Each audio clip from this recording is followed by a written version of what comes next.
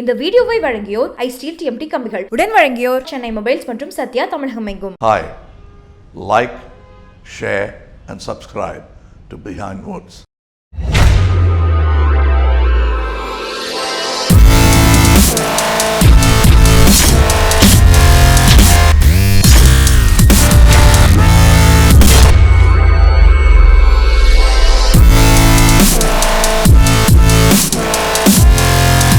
Sir, on behalf of Behind Woods team and iSteel, உங்களுக்காக எங்களுடைய சின்ன மொமெண்டம். ரஜினி சாரோட அந்த வில்லனிக்கான மேனரிசம்ஸ்லாம் இதில் நாங்கள் எதிர்பார்க்கலாமா 2.0? ஆமாம்மா, நான் அதே அந்த வில்லன் வருவார் இல்லையா? அப்படியா?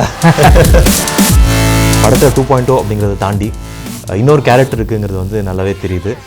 அதில் வந்து ராஜாலி பாட்டை பார்க்கும்போதே அதில் ஒரு சின்ன ஹிண்ட் மாதிரி கொடுத்துருந்தீங்க. 6 அடி அங்குலம் பீரங்கி 3.0 ஒரு இடத்துல வரும். ஸோ 3.0 இருக்கா? அண்ட் ஐஸ்வர்யா ராய் அவங்க வந்து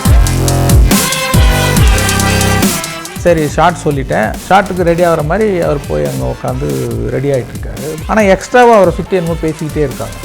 நான் போய் என்ன சார் இல்லை ஒன்றும் இல்லை அப்புறம் காமிங்க அப்படின்னு சொல்லிட்டு எடுத்து பார்த்தா இவ்வளோ பெருசு கிழிஞ்சிருக்கு, அப்படியே பிளட்டு ஊற்றிட்டு இருக்கு.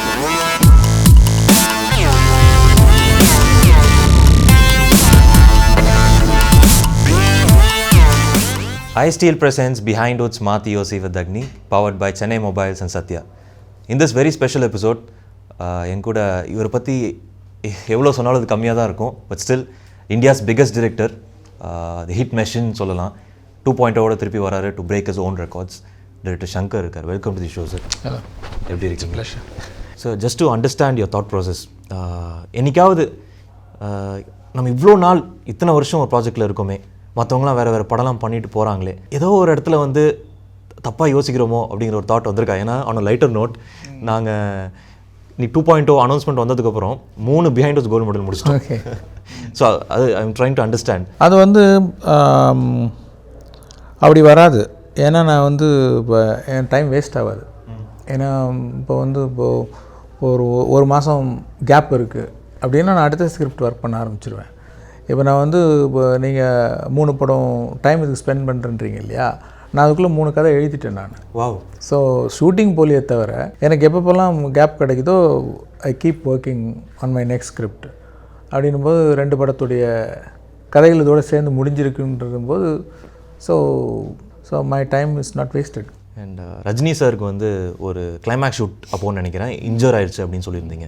ஆக்சுவலி என்ன தான் நடந்தது அண்ட் எப்படி அவர் கன்வின்ஸ் பண்ணி ஹாஸ்பிட்டல் கொண்டு போனீங்க? ஏன்னா அவர் ஹாஸ்பிட்டல் போக மாட்டேன் அப்படின்னு சொல்லிட்டார் இல்லையா? இல்லை, அது கிளைமேக்ஸில் இல்லை. கிளைமேக்ஸ் பண்ணப்போ வந்து அவர் கொஞ்சம் உடம்பு சரியில்லாமல் இருந்தது. லைக் அடிபட்டது வந்து வேறு ஒரு சீன் எடுக்கும்போது, இங்கே ஓஎம்ஆரில் ஒரு இடத்துல எடுக்கும்போது அந்த இது ஷார்ட் ரெடி ஆகிடுச்சின்ட்டு கொஞ்சம் பரபரப்பாக ஐயோ வெயிட் பண்ண போகிறாங்களே எல்லோரும் அப்படின்னு சொல்லிட்டு வேகமாக வந்திருக்கிறாரு.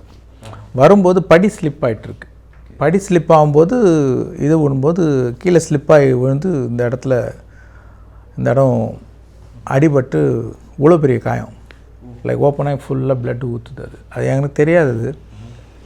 வந்து என்ன ஷார்ட்டு அப்படின்னு சொல்லிவிட்டு சரி அது ரெடி பண்ணி எடுக்கலான்ற மாதிரி இருக்கும். சரி ஷார்ட் சொல்லிட்டேன், ஷார்ட்டுக்கு ரெடி ஆகிற மாதிரி அவர் போய் அங்கே உட்காந்து ரெடி ஆகிட்டுருக்காரு. டச்சப்லாம் பண்ணிகிட்ருக்காங்க.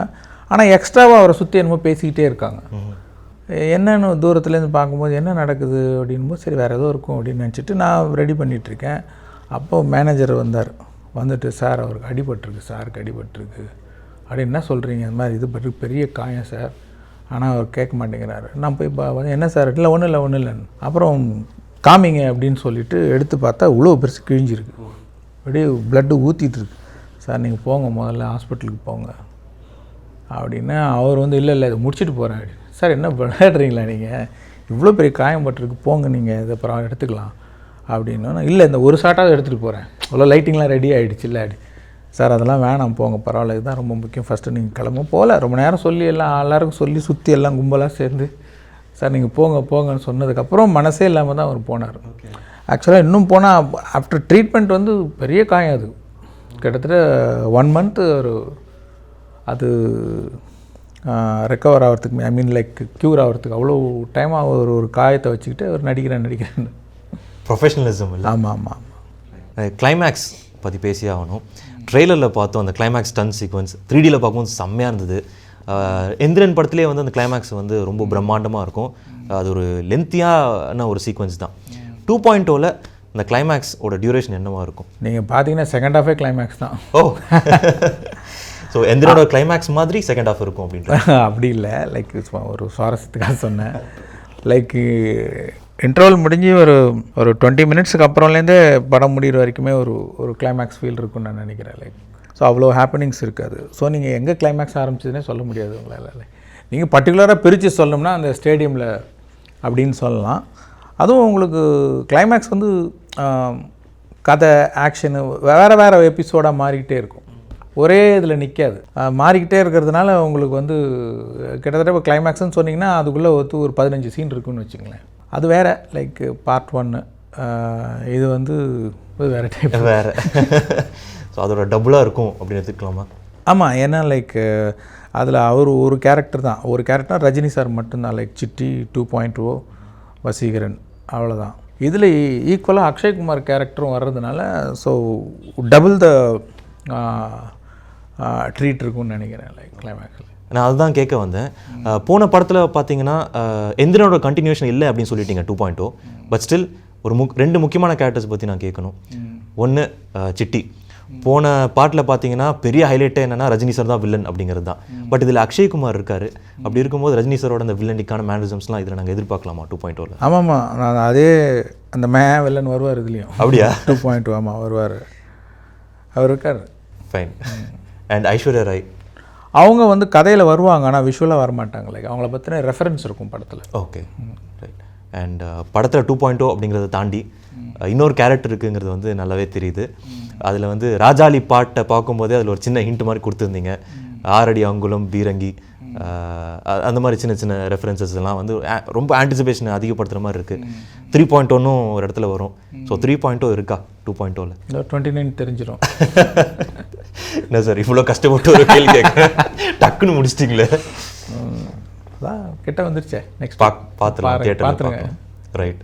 நிரவ்ஷா ஒரு விஷயம் சொல்லியிருந்தார், 3D நேட்டிவில் ஷூட் பண்ணுறது வந்து கிட்டத்தட்ட ஸ்பேஸில் ஷூட் பண்ணுற மாதிரி இருந்தது அப்படின்னு. ஸோ இந்த 3D டெக்னாலஜி வச்சு ஷூட் பண்ணும்போது எந்த மாதிரியான ப்ராக்டிக்கல் டிஃபிகல்ட்டிஸ்னால் அவங்களால ஃபேஸ் பண்ண முடிஞ்சது? அவர் ஸ்பேஸ்லன்னு சொன்னது அந்த ஸ்பேஸில் இல்லை. ஐ மீன் லைக் ஜஸ்ட் ஸ்பேஸ். இது இப்போ இங்கே கேமரா வச்சோம்னா இங்கேருந்து அந்த அவ்வளோ தூரம் இருக்கிற வரைக்கும் பதிவாகுது. இப்போ வந்து இப்போ இங்கே கேமரா வைக்கிறோம்னா அந்த பொக்கே எங்கே இருக்குது, இங்கேருந்து இவ்வளோ தூரத்தில் இருக்குது. அப்புறம் அந்த லைட் வந்து அங்கேருந்து அவ்வளோ தூரத்தில் இருக்குது. அவர் அதுக்கப்புறம் ஒரு 2 அடி பின்னாடி இருக்கார். அதுக்கப்புறம் கதவு இருக்குன்னு போது உங்களுக்கு அது எல்லாம் ஃபீல் பண்ண முடியும். வேறு ஸ்டூடியோன்னும் போது அது நீங்கள் பார்த்தீங்கனாலே தெரியும், எல்லாம் ஒரே இதில் வந்துடும். அந்த டிஸ்டன்ஸை ஃபீல் பண்ண முடியாது. ஓகே. லைக் அதில் சேலஞ்சிங்காக இருந்தது வந்து எங்களுக்கு வந்து லென்ஸிங் வந்து ஒரு 4 லென்ஸ் தான் இருக்குது. ஸோ அந்த 4 லென்ஸுக்குள்ளேயே எல்லாத்தையும் அடக்கி ஆகணும். வந்து சாய்ஸ் கம்மி. அப்புறம் செட்டப் டைம் கொஞ்சம் ஜாஸ்தி ஆகும். அப்புறம் வந்து அதுக்கு ஒரு ஒரு ஒரு பெரிய படையே நிறைய எக்யூப்மெண்ட்ஸோடு தூக்கிட்டு அலையணும். சட்டனை இங்கே இன்னொரு இடத்துக்கு போயிட முடியாது. அது நம்ம போய் இறங்கி அவங்க எல்லாம் அந்த கடையெல்லாம் கொண்டு வந்து செட்டப் பண்ணிட்டு அது கொஞ்சம் டைம் ஆகும். இன்னொன்று அது கேமரா வந்து லைக் இப்போ ஸ்டெடி கேமில் போடுறது ரொம்ப கஷ்டம். ஏன்னா அது ரொம்ப ஹெவி வேறு, ஆப்ரேஷனும் கஷ்டம். இன்னொன்று அதேமாரி அதில் எடுத்துகிட்டு இருக்கும்போது டப்புன்னு கனெக்ஷன் போயிடும். திருப்பி அதை செட்டப் பண்ணுறதுக்கு ஒரு 1/2 hour ஆகும். அந்த மாதிரி நிறைய ப்ராக்டிக்கல் டிஃபிகல்ட்டிஸ் இருக்குது. பட் நான் கேள்விப்படும்போது முன்னாடி பண்ணாங்க இல்லையா 3D படம்லாம், அதை கம்பேர் பண்ணும் இப்போ கம்மியாயிடுச்சு. அவங்களுக்குலாம் ஒரு ஷாட்டுக்கு டபுள் த டைம் ஆச்சு. இப்போ எங்களுக்கு 1.5 ஒரு 150% டைம் ஆகுது. சம்டைம் 120% தான் ஆகும். அந்த மாதிரி இதுதான் ஜென்ரலாக லைக் 3Dயில் உள்ள ப்ராக்டிக்கல் டிஃபிகல்ட்டிஸ். 2.0 மாதிரி ஒரு படம் பண்ணும்போது க்ரியேட்டிவிட்டி, ஸ்கில்ஸ் இதெல்லாம் தாண்டி லீடர்ஷிப் அண்ட் மேனேஜ்மெண்ட் இது ஒரு முக்கியமான ஒரு பங்காக இருக்குது இல்லையா? ஆமாம். ஸோ இது எந்த அளவுக்கு வந்து ஒரு இயக்குனருக்கு தேவைன்னு நினைக்கிறீங்க? நீங்கள் சொல்கிற இந்த பதில் வந்து அப்கமிங் இயக்குனர்ஸ் கூட ஒரு ஹெல்ப்ஃபுல்லாக இருக்கலாம். இல்லை, நம்ம இந்தியன் சினிமா சீன் எடுத்துக்கிட்டிங்கன்னா ஒரு துரதிர்ஷ்டம் என்னென்னா வந்து ஒரு 10 பேருடைய வேலை வந்து டைரக்டரோட தலையில் விழுது. வேறஸ் இன் ஹாலிவுட் ஃபிலிம்ஸ் வந்து அது டிபார்ட்மெண்ட் பிரிஞ்சிடுது. இப்போ டைரக்டரோட வேலை இப்போ பார்த்திங்கன்னா இப்போ லொக்கேஷன் பார்க்குறதுக்கு வேறு ஒரு டிபார்ட்மெண்ட் இருக்காங்க, காஸ்டியூம் கேர் எடுத்துக்கு வேறு டிபார்ட்மெண்ட் இருக்காங்க, கேஸ்டிங்க்கு வேறு டிபார்ட்மெண்ட் இருக்கிறாங்க. அதே மாதிரி மேனேஜ்மெண்ட்லேயும் லைக் எல்லாத்துக்கும் அது ஒரு பெரிய ஹைரார்க்கி அது. அப்படின்னும் போது வேலை பிரிஞ்சிடுது. இங்கே வந்து என்னென்னா எல்லாமே டைரக்டர் நீ தான் பொறுப்பு அப்படின்ற மாதிரி இல்லை. லைக் அப்படி ஒரு சூழ்நிலை அங்கே இருக்குது. ஃப்யூச்சரில் மாறும்னு நினைக்கிறேன். அப்படி இருக்கும்போது பொறுப்புகள் ஜாஸ்தி ஆகிடுதும் போது சுமையும் ஜாஸ்தி ஆகிடுது. பட் அதை ஹேண்டில் பண்ண வேண்டிய கட்டாயத்தில் நான் இருக்கோம் லைக் இந்தியன் டைரக்டர்ஸ். ஸோ அதை புரிஞ்சுக்கிட்டு என்ன தான் நம்ம வந்து இது பண்ணாலும் நம்ம தான் அதை கடைசியில் அதை ஹேண்டில் பண்ணணும் அப்படின்னும்போது அதை வந்து அனலைஸ் பண்ணியில் லைக் ப்ரையாரிட்டி வைஸ் என்னென்ன பண்ணணும், பிளானிங் லைக் கான்ஸ்டண்ட்டாக பிளான் பண்ணிக்கிட்டே இருக்கணும். லைக் அதை வந்து அழிச்சு போட்டு அப்படி தான் பண்ணிகிட்ருக்கேன். ஸோ பிளானிங் தான் இல்லையா எல்லாமே? ஆமாம். அண்ட் நிறைய பேருக்கு ஒரு பெரிய டவுட் என்னென்னா 2.0 பட்ஜெட் என்ன, ஃபைனல் பட்ஜெட் அப்படிங்கிறது தான். எவ்வளோ சார் ஆச்சு இந்த படத்துக்கு? இந்தியாஸ் எக்ஸ்பென்சிவ் ஃபிலிம் அப்படின்றாங்க. அது கரெக்டாக ப்ரொடியூசருக்கு தான் தெரியும். ஏன்னா அவங்களுக்கு முழு கதையும் சொல்லிட்டேன். வந்து கதை சொல்லிவிட்டு அவங்களுக்கு தெரியும் எதுக்கு எவ்வளோ ஆகும் அப்படிங்கிறது அவங்களுக்கு தெரிஞ்சு தான் பண்ணியிருக்கிறாங்க. அதேமாரி எதிர்பாராமல் கொஞ்சம் அதிகமாக செலவுகள்லாம் ஆகிடுச்சு இந்த விஎஃப்எக்ஸ் சைடு. எனக்கு தெரிஞ்சு லைக் படத்துக்கு ஆனதுன்றது ஒரு 400 to 450 crores இருக்கும். அதுக்கு மேல் கொண்டு அவங்க சைடில் ப்ரொடியூசர் சைடு வேறு சில பப்ளிசிட்டி செலவுகள், வேறு தயாரிப்பு செலவுகள்லாம் இருக்கும் இல்லையா, அது என்ன எவ்வளோன்றது அவங்களுக்கு தான் தெரியும். அண்ட் அக்ஷய்குமார் ஒரு ஈவெண்ட்டில் 2.0 ஈவெண்ட்டில் வந்து தமிழில் பேசினார். இந்த படத்தில் தமிழ் டைலாக்ஸ் ஏதாவது அவர் பேசியிருக்காரா இல்லை டப் பண்ணதா? இல்லை அவர் பேசுகிறேன்னு தான் சொன்னார். லைக் தமிழில் பேசுகிறேன்னு சொல்லிட்டு சில இடங்களில் தமிழ்லையும் எழுதியிருக்கும். சில சிரமமான இடங்களில் வந்து இப்போ வந்து அந்த லாங்குவேஜ் தெரிஞ்சு எமோட் பண்ணும்போது வர ஒரு பர்ஃபார்மன்ஸும் அந்த லாங்குவேஜ் கொஞ்சம் பரிச்சயம் இல்லாமல் பண்ணுற பர்ஃபார்மன்ஸும் கொஞ்சம் டிஃப்ரென்ஸ் இருக்குது. அந்த மாதிரி இடங்களில் வந்து சில இடங்களில் வந்து தமிழ்லேயும் சில இடத்துல வந்து இல்லை நீங்கள் உங்கள் லாங்குவேஜில் பர்ஃபார்ம் பண்ணுங்கள் அப்படிங்கிற மாதிரியும் சொல்லி மிக்ஸ் பண்ணி தான் எடுத்திருக்கேன். ஓகே, இட்ஸ் பேசிக்லி தமிழ்லையும் எடுத்திருக்கீங்க, ஹிந்திலையும் எடுத்திருக்கீங்க இல்லையா? ரஹ்மான் சார் பொதுவாக அவருடைய பாடல்களில் வந்து ஸ்லோ பாய்சன் அப்படிம்பாங்க. முதல்ல கேட்கும்போது புதுசாக இருக்கும், அப்புறம் யோசிப்போம், போக போக அது ஒரு அடிக்ஷனாக மாறும், ஒரு எவர்கிரீன் சாங்காக மாறும். எங்களுக்கு அது ஒரு ஸ்லோ பாய்சனாக இருக்கிறது okay. But as a director நீங்கள் அவர் ஒரு டியூன் கொடுக்கும்போது எப்படி ஜட்ஜ் பண்ணுவீங்க இந்த டியூன் தான் இந்த சிச்சுவேஷனுக்கு அப்படின்னு? இல்லை, அது ஃபிக்ஸ்டாக கிடையாது. சம்டைம்ஸ் சில பாட்டு போட்டவுடனே பிடிச்சிரும், லைக் அது ரெடியாக இருக்கும். சிலது சொன்ன மாதிரி கேட்க டியூன் கொடுத்துருவார். லெட்டஸ் லிவ் வித் இட் அப்படிம்பார் ஒரு டியூன். ஸோ அதை போட்டு நம்ம கேட்டுகிட்டே இருக்கும்போது நம்மளே அறியாமல் நம்ம காரில் போகும்போதோ இல்லை வேறு ஏதோ செஞ்சுட்டு இருக்கும்போது அந்த மைண்டில் அது ஹம்மிங் வந்துடுச்சுன்னா like that's a best tune, அந்த ரைட் டியூன் அப்படின்னு அர்த்தம். Then I will go to இது ஓகே அப்படி சில இது டியூன் நமக்கு வரலை அப்படின்னா then will I ask for some other tune. ஆனால் மோஸ்ட் ஆஃப் த டைம் வந்து நல்லாயிருக்கும். ஆனால் என்னோடய சுச்சுவேஷனுக்கு இதை விட வேறு பெட்டர் டியூன்றதா அவர் போட்டது நல்லா இல்லைன்னு, இன்னும் பொருத்தமான வேறு டியூன் ஏதாவது கிடைக்குமா அப்படின்னு தேடுறது உண்டு. ஸோ அவர் புரிஞ்சுக்குவார், லைக் புரிஞ்சுட்டு இது தானே நீங்கள் எதிர்பார்க்குறீங்க அப்படின்னு கரெக்டு தான். ஸோ அதில் ஒர்க் பண்ணி கொடுக்குறேன். அண்ட் சிவாஜியில் அந்த சஹானா பாட்டு நீங்கள் கடைசி வரைக்கும் கன்வின்ஸே ஆகலையாமே, அப்படியா? ஆமாம், அது ஏன்னா எதிர்பார்ப்பு ரொம்ப பெருசாக இருக்குது. இப்போ வந்து ஒரு பாட்டு வந்து எந்த மாதிரி படத்தில் வருது அப்படிங்கிறது இருக்குது. இப்போ வந்து இப்போ பெரிய ஸ்டாரு பெரிய எதிர்பார்ப்பு இருக்கிற படம்னும் போது அவர் என்னுடைய கன்விஷனுக்கு விட்டுருவார். சரி உங்களுக்கு இது பிடிக்குதா, நீங்கள் இதில் போங்க அப்படின்னு. சம்டைம் அவர் ஸ்ட்ராங்காக பிலீவ் பண்ணுவார் இது வந்து நல்லா வரும் அப்படின்ட்டு. ஸோ அவர் ரொம்ப ஸ்ட்ராங்காக இருக்கார் ஃபீல் பண்ணேன்னா சரி நீங்கள் அப்படி போயிடலாம். அப்படி அவர் ரொம்ப ஸ்ட்ராங்காக பிலீவ் பண்ணார் அந்த சஹானா சாங்கும். சரி அப்படின்னு அதை ஃபாலோ பண்ணோம். 2.0 ரிசர்ச் அப்போது நீங்கள் நிறையா ரிசர்ச் பண்ணியிருப்பீங்க, நிறைய மெட்டீரியல்ஸ் உங்களுக்கு கிடச்சிருக்கும். அந்த ப்ராசஸில் உங்களுக்கு வேறு ஏதாவது மற்ற கதைகளுக்கான ஐடியாஸ் கிடைச்சதா? அதுலேருந்து ஒரு கதை பிறந்ததா? கண்டிப்பாக. ஏன்னா வேறு ரிசர்ச் மெட்டீரியல்லாம் பார்க்கும்போது ஒவ்வொரு விஷயமே ஒரு கதையாக மாறக்கூடிய ஒரு தன்மை இருக்கிறது பார்க்குறேன். எவ்வளவோ இருக்குது, புதுசாக பண்ணலாம். லைக் இதுவே வந்து வழக்கமாக நம்ம பண்ணுற கதைகள்லேருந்து கொஞ்சம் வேறு மாதிரி தான் பண்ணியிருக்கேன். அது ரஜினி சார் சொன்னது தான், ஷங்கர் வந்து முன்ன இருந்த மாதிரி கிடையாது, ஒரு மிகப்பெரிய இயக்குனராக அவர் வளர்ந்துட்டார். முன்னாடிலாம் கோவப்படுவார், இப்போ கோவப்படுறதில்ல அப்படின்னு ஒரு விஷயம் சொன்னார்.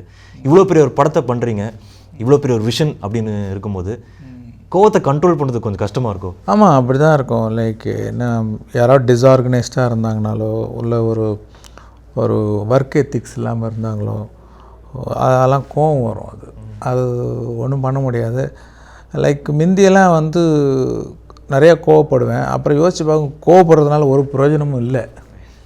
கோவப்பட்டு வந்து சம்டைம் ஒர்க் ஆகும். நீங்கள் கோவப்படுறது வந்து they will be serious, like லைட்டாக எடுத்துக்க மாட்டாங்க. இவ்வளோ கோவப்படுறாருன்னா அது எவ்வளோ சீரியஸுன்ற மாதிரி அது ஒர்க் அவுட் ஆகும்.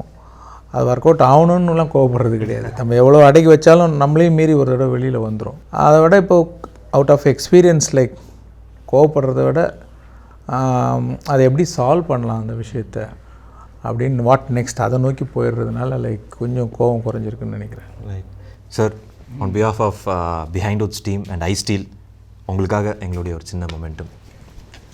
யார் இது சார்? என்ன சார் கலாய்க்கிறீங்க? Thank you. How do you like it, sir? Yeah, very nice.